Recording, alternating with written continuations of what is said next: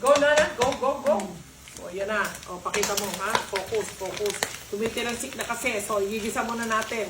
Ito ay liempo. Mamaya ang kwento niyan. Okay, ilagay na natin si bawang at saka sibuyas. Ayan.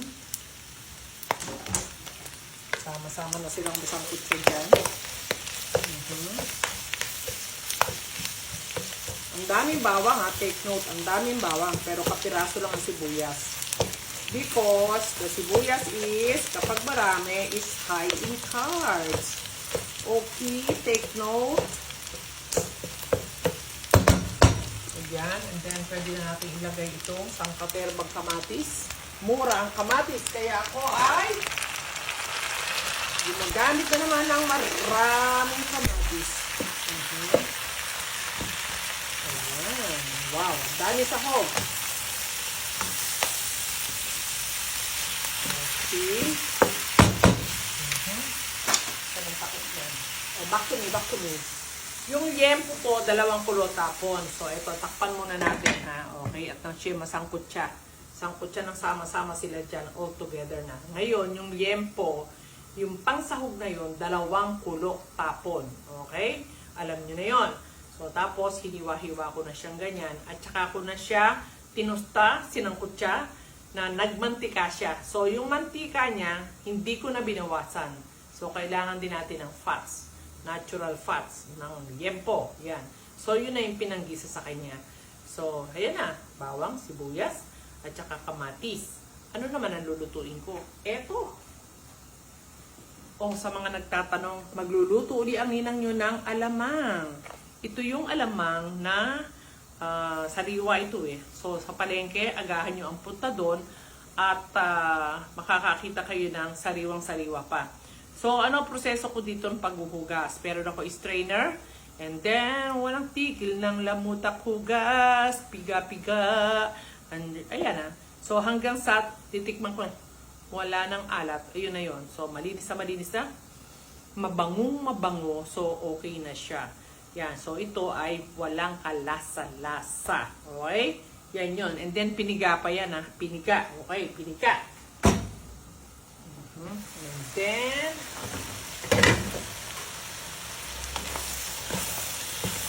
tingnan nyo naman ang sahog.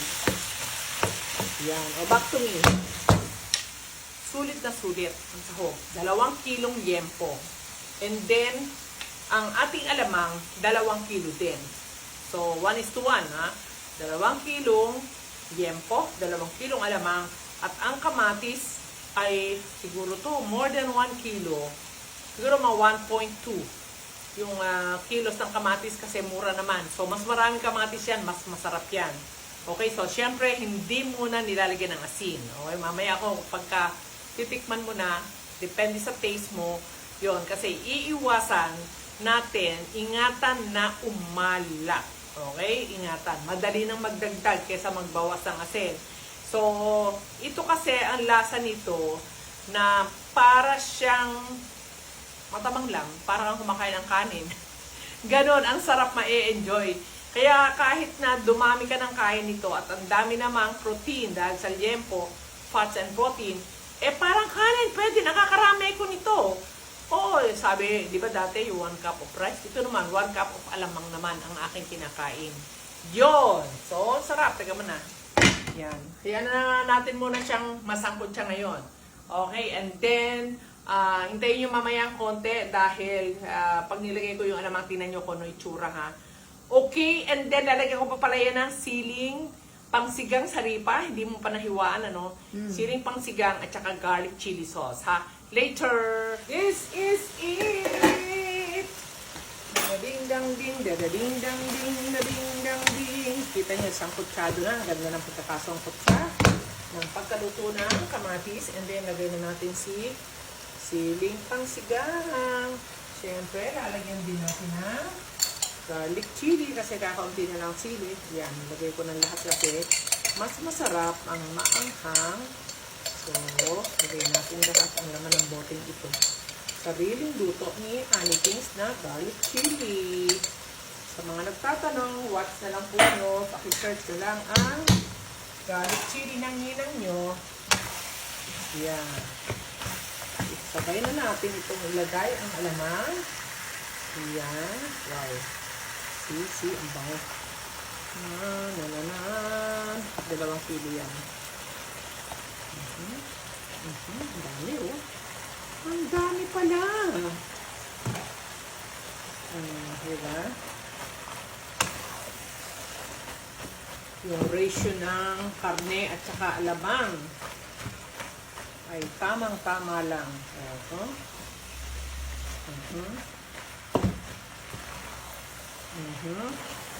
Naku, napakasarap yan. Ito ang hindi ako nagpapawala sa rep.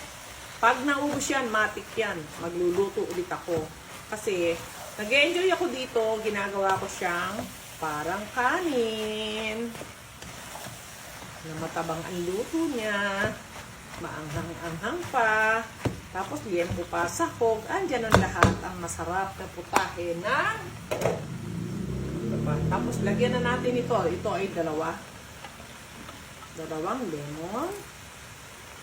And then, lalagyan na rin natin siya ng konting suka. Ito naman kombinasyon ng ano yan. May kamatis din siya, pero may lemon at suka. Diba? Kanya-kanyang trip lang naman. Kanya-kanyang trip. So, pag nilagyan daw ng suka, ay huwag mo nang hahaluin. So, yan lang muna. O, back to me. And then, later, mamaya pakita ko sa inyo yung finished product na kasi madali na lang ito. Pag nasangkot na siya at natuyo-tuyo na siya, yun na yun. Titimplahan na natin yan later. Okay? Ayan. Konting ano pa to. Konti pang sangkot siya yan sa ripa. So, pero, inaamoy ko na lang.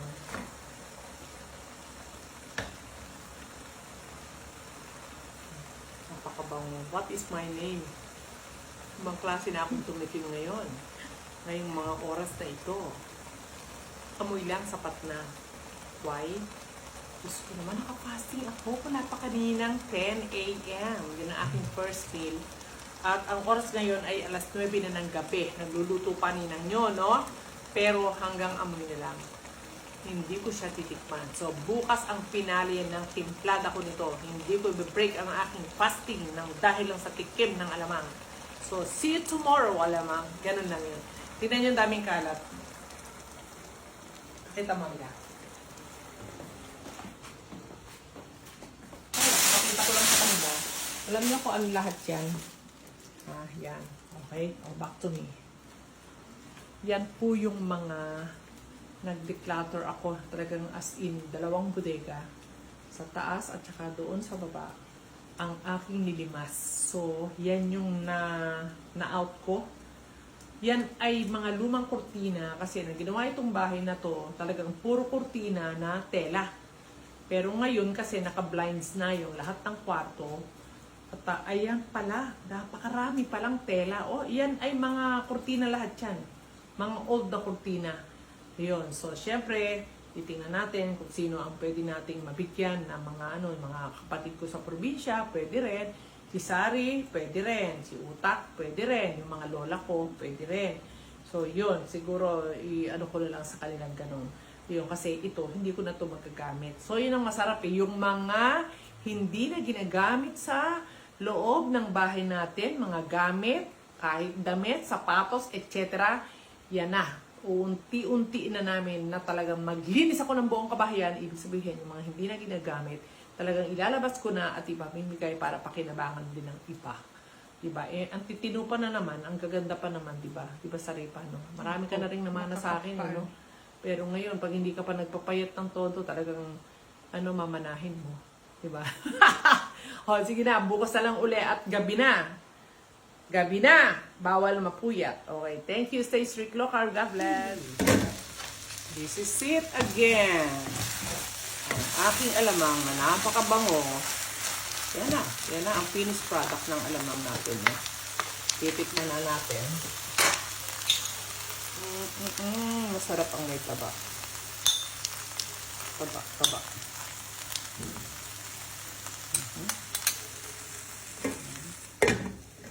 Tayin ko na. Sumasagitsit na siya.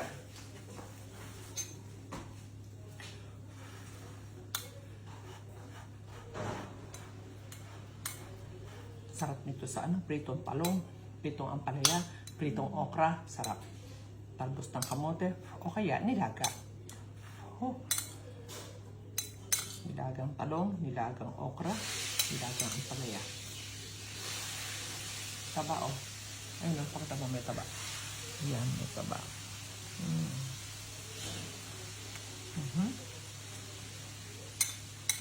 What's my name?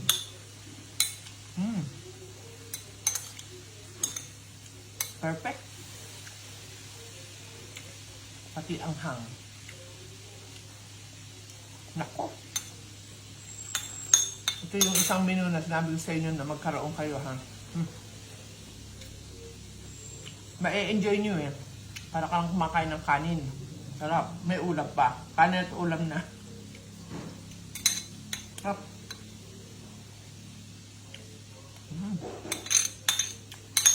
Sobrang nakaka-enjoy ang low carb. Tikid na ubos na. So, stay strict low carb, ha? Thank you. Enjoy the food, the low carb food. Enjoy natin, ha? Matipid. Matipid, masarap. At sobrang walang guiltness. Wala. Okay, thank you. God bless. Bye.